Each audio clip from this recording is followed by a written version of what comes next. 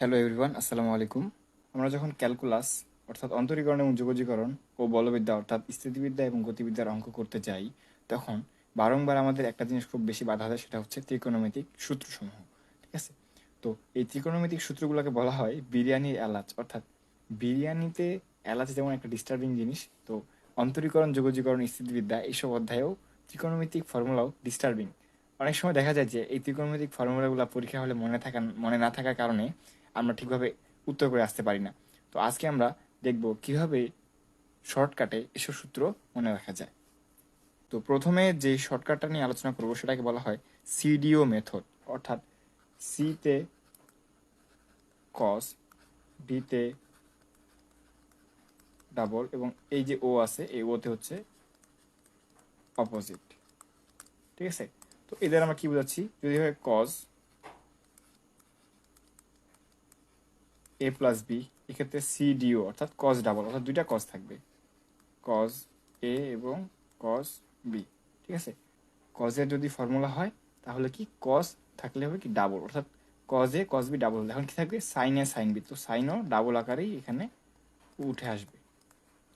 Opposite, এখানে opposite বলতে কি হচ্ছে, অপোজিট বলতে এই যে কজ এ প্লাস বি আছে, এই যে প্লাস চিহ্ন আছে, এটা কি হচ্ছে অপোজিট হয়ে, অপোজিট হয়ে এখানে কি হবে ঋণাত্মক হবে, অর্থাৎ কি প্লাসের বিপরীত মাইনাস। তো যে সূত্রটা পেলাম সেটা হচ্ছে cos a plus b is equal to cos a cos b minus sin a sin b। অর্থাৎ cos এর ফর্মুলা থাকলে double opposite, double opposite, opposite কি চিহ্নটা অপোজিট এবং অনুপাতগুলো ডাবল থাকবে। ওকে, অন্যভাবে আমরা লিখতে পারি cos a minus b is equal to double, অর্থাৎ cos a cos b opposite অর্থাৎ প্লাস, এখানে যেহেতু মাইনাস আছে তো এখানে কি হবে প্লাস হবে। ঠিক আছে?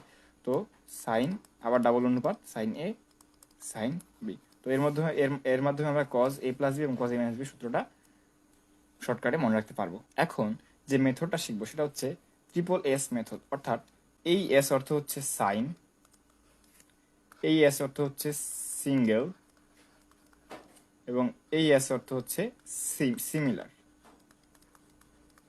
ঠিক আছে?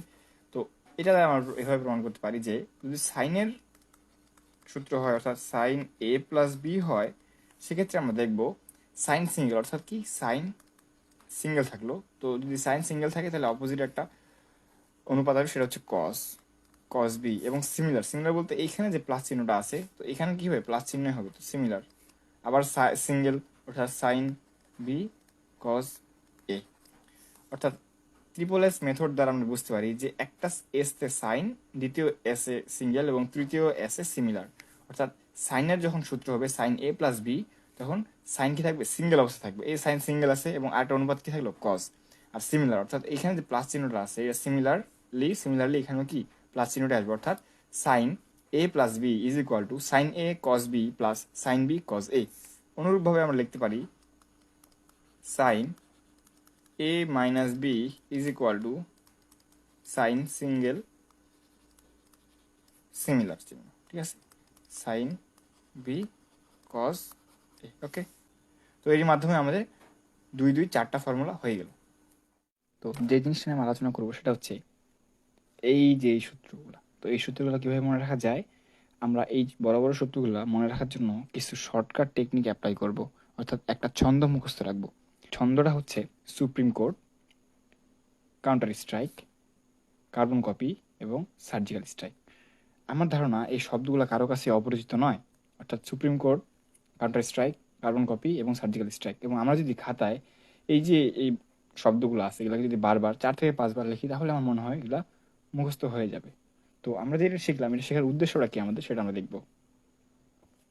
তো সুপ্রিম কোর্টের যে এস এবং সি, আমি যেগুলোকে হলুদ কালার করে রেখেছি, তো সুপ্রিম কোর্টের এস এবং সি এই দুটো দ্বারা যথাক্রমে সাইন এবং কস দ্বারা বিবেচনা করব। আবার কাউন্টার স্ট্রাইকের সি এবং এস যথাক্রমে কজ এবং সাইন হিসেবে বিবেচনা করব। অনুরূপভাবে কার্বন কপির সিসি এবং সার্জিক্যাল স্ট্রাইকের এস এস যথাক্রমে কস কস এবং সাইন সাইন হিসেবে বিবেচনা করব। তো এইটা যে শিখলাম, এটা শিখে আমরা কীভাবে প্রয়োগ করবো সেটা এখন আমরা দেখব। তো প্রথমে আমরা এই যে সূত্রের যে শুরুর অংশটুকু একটু আগে আমরা লিখবো। ঠিক আছে? তো শুরুটুকু লিখি আমরা sine C plus sine D is equal to sine C minus sine D is equal to, ঠিক আছে, এরপর লিখব কি cos C plus cos D এবং lastly cos C minus cos D. Okay, তো এই যে সুপ্রিম কোর্টের এস এবং সি, এ দ্বারা আমরা কি বুঝি? এ দ্বারা বুঝি হচ্ছে সাইন এবং কস। কাউন্টার স্ট্রাইকের সি এবং এস দ্বারা বুঝি হচ্ছে কজ এবং সাইন। কার্বন কপির কজ এবং কস, এবং লাস্টলি সার্জিক্যাল স্ট্রাইকের সাইন এবং সাইন। ওকে, তো কষ্ট করে সবগুলোর সামনে আমরা 2 দ্বারা গুণ করে দেব, 2 2 2 এবং 2। ওকে, আরেকটা কাজ করবো, সেটা হচ্ছে প্রত্যেকটাতে C plus D by two প্রথমটাতে, এবং দ্বিতীয়টাতে করবো হচ্ছে C minus D by two, আবার C plus D by two এবং C minus D by two. এভাবে আমরা সবগুলা করার চেষ্টা করবো, C plus D by two এবং C minus D by two, C plus D by two এবং lastly C minus D by two. তবে এখানে ব্যাপার আছে, সেটা হচ্ছে এই যে সার্জিক্যাল স্ট্রাইক দেখতে পাচ্ছি আমরা, সার্জিক্যাল স্ট্রাইক মানে কি অ্যাটাকিং মুভমেন্ট, এরকম কিছু একটা মনে করতেছি আমরা। তো সেক্ষেত্রে আমরা সার্জিক্যাল স্ট্রাইক যেহেতু এরকম একটা অ্যাটাকিং বা এরকম কিছু একটা বোঝাচ্ছে, তাই আমরা এটার সামনে কি করবো, একটা মাইনাস হিসেবে চিন্তা করবো। ওকে, তো এই হলো আমাদের এই ফর্মুলাগুলার শর্টকাটে কীভাবে মনে রাখবো সেটার একটা আইডিয়া। ঠিক আছে, অনেকে অনেকভাবে মনে রাখতে পারে, তোমরা চাইলেই এই মেথডে এই সূত্রগুলো মনে রাখতে পারবে। তো সংক্ষেপে আমি আমার পরিচয় দিয়ে নিই। আমি মোহাম্মদ আরিফুর রহমান আশিক, বর্তমানে পড়ালেখা করছি রুয়েটে মেকানিক্যাল ইঞ্জিনিয়ারিং নিয়ে।